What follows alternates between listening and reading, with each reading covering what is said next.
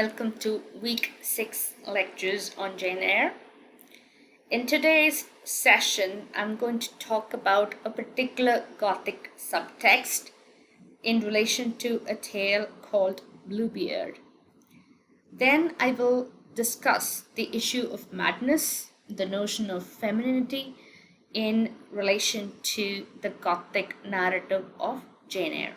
In the previous lecture, I discussed how narratives of the macabre, narratives of the bizarre and the dark were very popular in the time in which the novel was produced, which was early 19th century. Now, this popularity can also be accredited to Charles Perrault, a French folklorist and fairy tale writer in the late 1600s. Perrault gripped Europe and Britain with gruesome fairy tales embedded with lessons for social behavior. Bronte alludes to Perrault's most gruesome tale, Bluebeard, as Jane tours Thornfield for the first time, and perhaps also through the naming of Jane's French instructor, Madame Perrault. In the previous lecture, I talked about how narratives of grave robbers were very popular and how people bought into those narratives and consumed them avidly. And we are told that this popularity for the dark narratives was also set in motion by a figure called Charles Perrault, who was a French folklorist and a fairy tale writer. And this fairy tale was used to teach lessons for good behavior, good social behavior. And in Jane Eyre, a particular fairy tale is alluded to by the central female character, that is Jane, and that tale relates to the tale of the Bluebeard. And Jane, when she is taken through Thornfield Hall, when she is given a tour, she makes an allusion to that. So there are references in the narrative of Jane Eyre which connects the story with this gruesome fairy tale. Now, this is the exact moment in the story where we come across that reference. Jane is inside Thornfield Hall and she is being led through the hall by Mrs. Fairfax, the housekeeper. Mrs. Fairfax stayed behind a moment to fasten the trapdoor. I, by dint of groping, found the outlet from the attic and proceeded to descend the narrow garret staircase. I lingered in the long passage to which this led, separating the front and back rooms of the third story, narrow, low, and dim, with only one little window at the end, and looking with its 2 rows of small black doors, all shut like a corridor in some Bluebeard's castle. So that's the reference that we are going to discuss in a little bit of detail.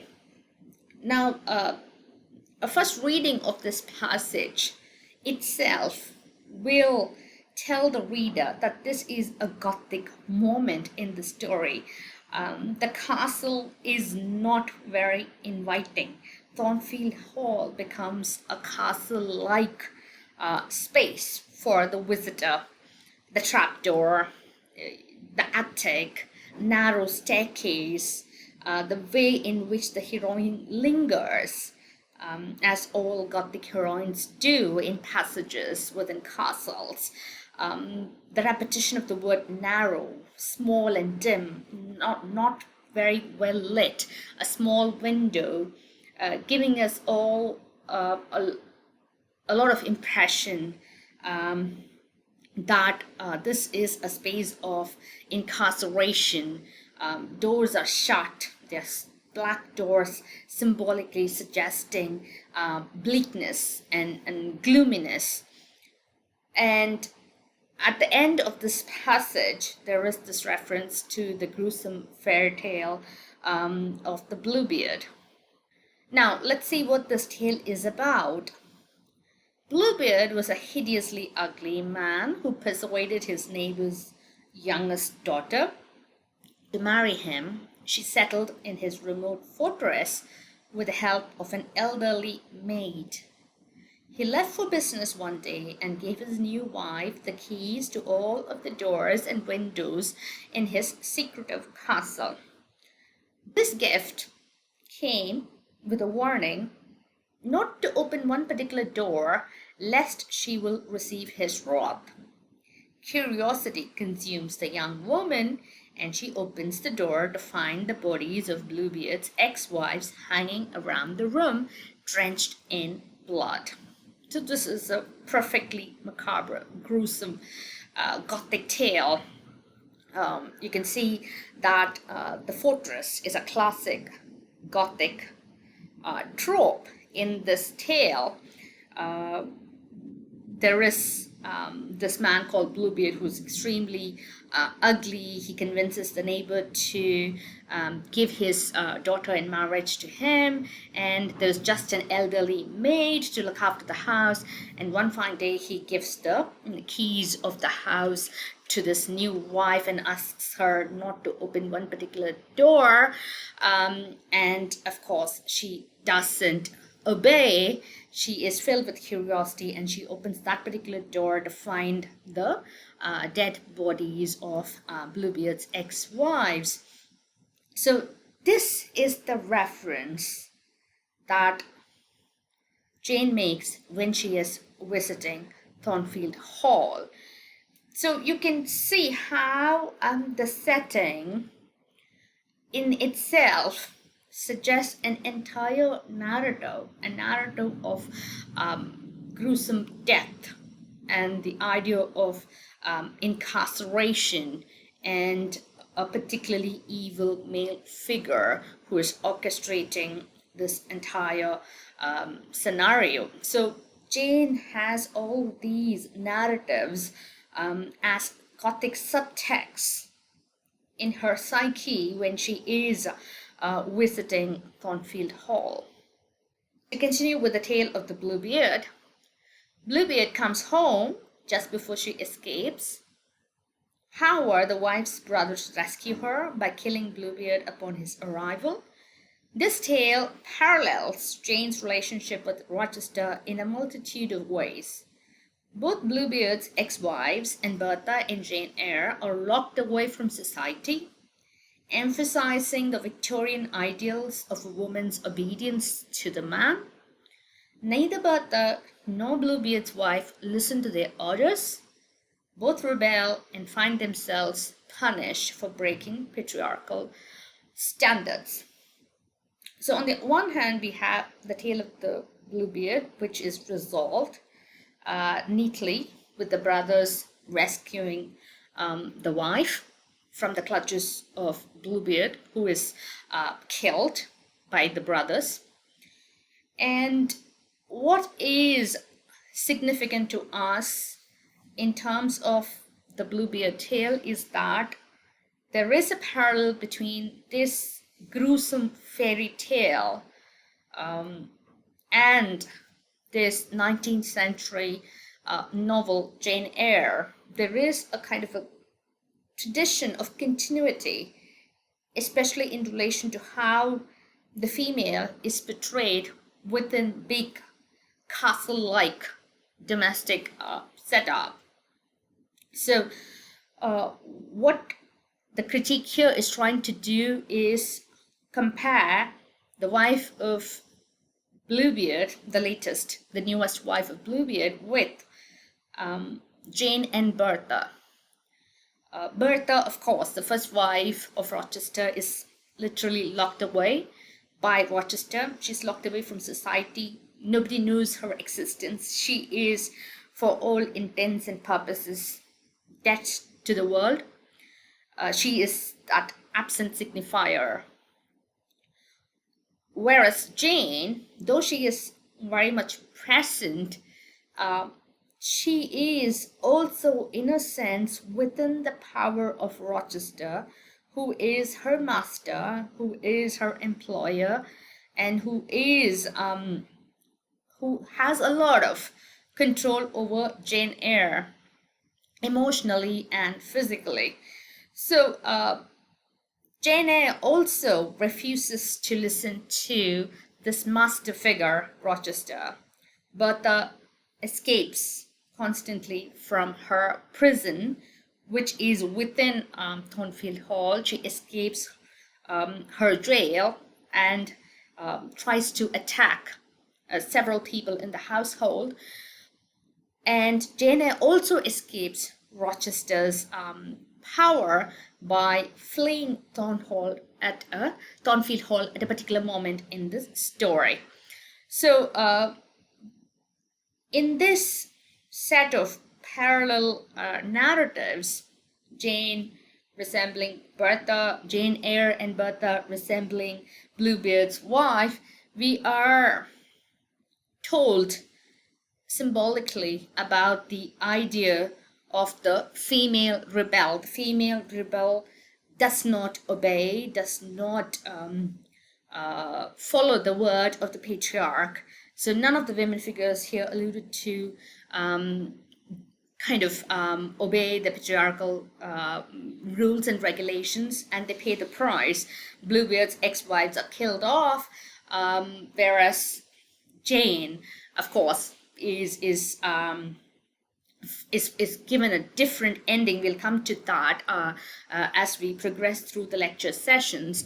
What is important for us to realize is that the female characters are rebellious. Patriarchal power is getting disrupted constantly in this novel. Immediately after the unnerving opening tour of Thornfield, Jane hears an eerie laugh, snapping the reader back into her reality.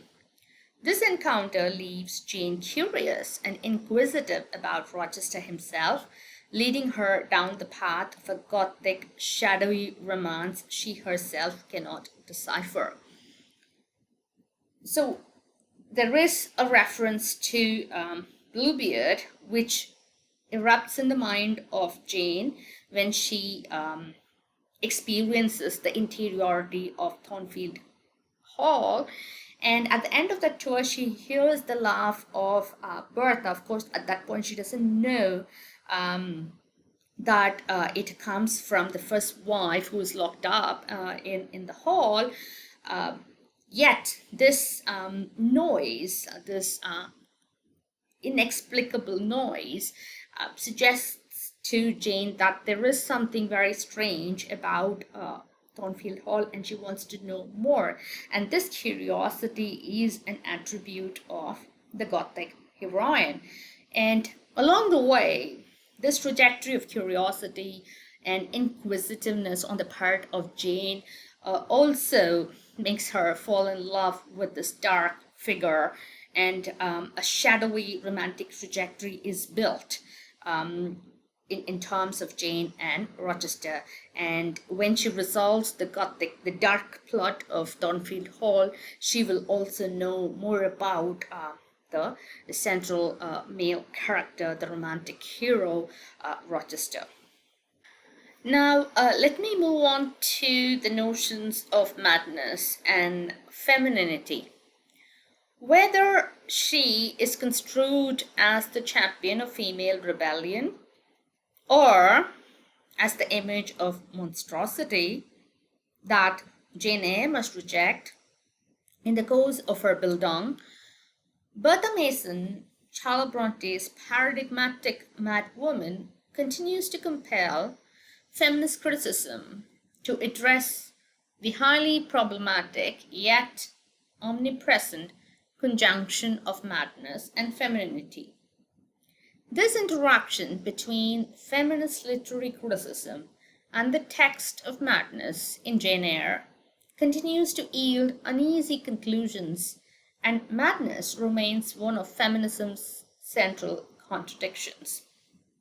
This is a very important critique which brings up two central ideas: the notion of madness and the notion of the feminine, and suggests that these are central to the notion of feminism, the idea of feminism. Now, Bertha Mason is at the heart of it. Bertha Mason is important because Jane Eyre, the central heroine of the novel, must reject this character, Bertha Mason, in order to attain that happily ever after with Rochester. So this is a Gothic narrative, but with a difference. Jane Eyre is a Gothic novel, but with a difference. In this Gothic novel, Rochester is not the typical Gothic villain. The readers are not supposed to reject him as utterly evil. The readers are led to know that Jane Eyre will help recover Rochester to the good side. So for that process to be complete, this outsider figure, this figure of madness, that is Bertha Mason, must be eliminated from the narrative. So how is she going to be eliminated? The narrative tells us that Bertha Mason is mad. So madness is the opposite of the ideal of the feminine. The feminine figure rejects the notion of madness, and what this critic here suggests is that it is very difficult for feminist literary criticism to come to terms with madness, because madness, while it is being rejected in this particular novel through Jane Eyre, the ideal heroine, yet madness is a symbol of female rebellion. Madness is that great force which opposes the regulations, the standards of patriarchy. Therefore, the idea of madness and femininity becomes extremely complicated in this novel, Jane Eyre. Well, Jane Eyre, in order to reach that romantic resolution with Rochester, must get rid of the figure of Bertha Mason. While getting rid of Bertha, she is also perhaps rejecting the idea of the female rebel, which is encoded in that concept of madness. In The Mad Woman and Her Languages, Nina Beim deplores the work Bronte has put into defining Bertha out of humanity, and proceeds to take feminist literary theory, ranging from French-affiliated feminisms to deconstruction, to task for its valorization of madness, which for her seems a guarantee of continued oppression. So we see how madness is a classic Gothic trope, and we associate madness with rebellion. And Bertha Mason is a classic rebel of sorts. When she attacks certain figures in the novel Jane Eyre, we see her act as her way of retaliation for the kind of oppression that she is experiencing within Thornfield Hall. So this particular critic, Nina Beim, criticizes Charlotte Bronte for making Bertha inhuman by making her mad. What Charlotte Bronte does is allow the continued oppression of Bertha. And she also makes it possible for Bertha to be killed off.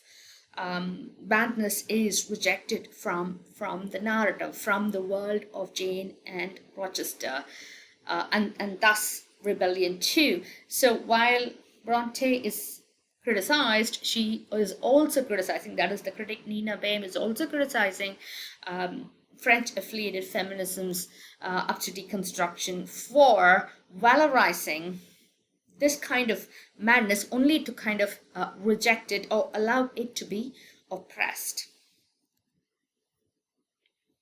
Hence, the conceptual impasse implied in the statement that follows the colon in her title, why I don't do feminist literary theory. On the opposite side, the most obvious approach is Sandra Gilbert and Susan Gubar's influential The Mad Woman in the Attic, called after Bertha herself. So, by this kind of rejection of Bertha, what is suggested is that there is a deadlock, a conceptual deadlock, when issues of madness are discussed within the framework of feminist criticism. Nevertheless, the other side is the obvious critical standpoint of Sandra Gilbert and Gubar's very influential work titled The Mad Woman in the Attic, and they are making a very clear reference to Bertha Mason herself. While in their chapter on female creativity, they argue that specifically a woman writer must examine, assimilate, and transcend the extreme images of angel and monster which male authors have generated for her. In the chapter on Jane Eyre, they reproduce the same repressive logic by examining Jane and Bertha in these very terms, referring to Jane as a sane version of Bertha and viewing the loathsome Bertha solely as a negative example from which Jane must be freed. What Betty here is attempting to do is lay out the contradictions in the argument of Sandra Gilbert and Susan Gubar about Jane Eyre, the novel. On the one hand, they argue that a female writer must go beyond the binary of angel and monster because these two categories are those which have been offered to society by male authors who cannot go beyond, transcend the good and the evil extremes of femininity. So while they argue this kind of rejection of binary, they go on to examine Jane, the central female character in the novel, as a version of Bertha. They call her the same version of Bertha, the good side of Bertha. And thus, they problematize that binary.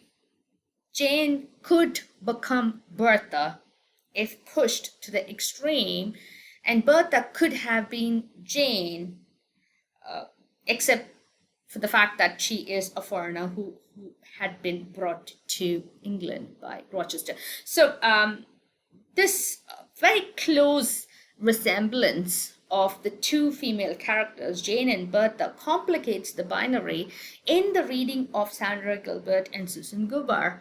So in the latter chapter, in their work, they also argue that Jane must be rescued from Bertha.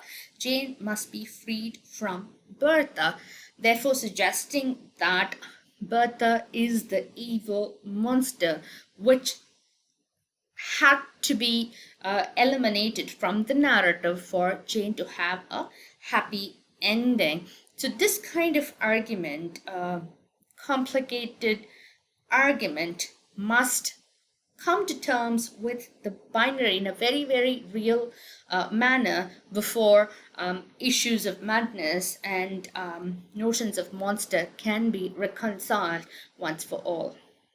In this, Gilbert and Gubar's analysis is representative of a considerable body of feminist criticism which setting out to explicate the role of madness in Jane Eyre does little more than replicate ideologically problematic 19th century attitudes to it. So, what we understand from the contradictory approaches of Gilbert and Gubar towards Jane and Bertha is that the notion of madness is highly problematic in relation to the idea of rebellion. Therefore,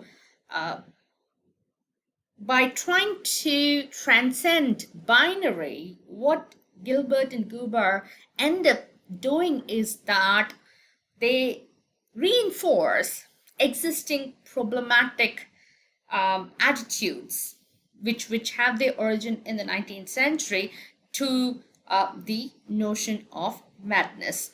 So Bertha's madness is a kind of rebellion which cannot be easily explained away as something irrational which have to be driven away from the text in order for Jane's rationality to triumph. Jane's rationality as well as Jane's morality and what she stands for in that narrative to triumph. So it is a critical bugbear which have to be very carefully and very sensitively addressed. Above all, what becomes apparent in the divergent positions of Beim, madness blocks feminist interpretation, and Gilbert and Gubar, madness provides feminists with an essential metaphor in a theory of female subversion of patriarchy, is not only that Bertha enacts a split within feminist literary theory regarding interpretations of female madness, but more tellingly, she throws into relief the theoretical and political inconsistencies upon which readings of her are based, betraying materialist, socialist, and psychoanalytic feminism's recurring anxiety within the relation of madness to femininity. Feminist literary criticism has yet to come to terms with this mad woman in the acting.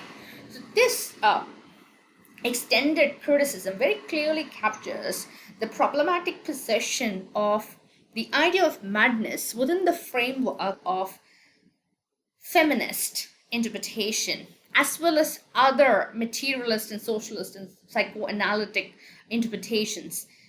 Madness is a complex phenomena in relation to the feminine, and it cannot be very easily reconciled within the framework of a patriarchal romance. So, how do we address Bertha's presence in Jane Eyre? We address her in these ways. Firstly, Bertha is a character from the Gothic tradition. She is like one of those wives of Bluebeard. She is a wife who is oppressed, a foreign wife brought from the colony and shut up within the mansion of Rochester's Thornfield Hall. So she is a heroine of sorts who is persecuted by the Gothic male within Thornfield Hall. That's one narrative about Bertha which we need to kind of address. Secondly, we have a romantic narrative in relation to Jane and Rochester, and in order for their romance to come to fruition, this Gothic narrative has to be removed from the narrative. So the Gothic tradition is set aside. It is pushed to the margins.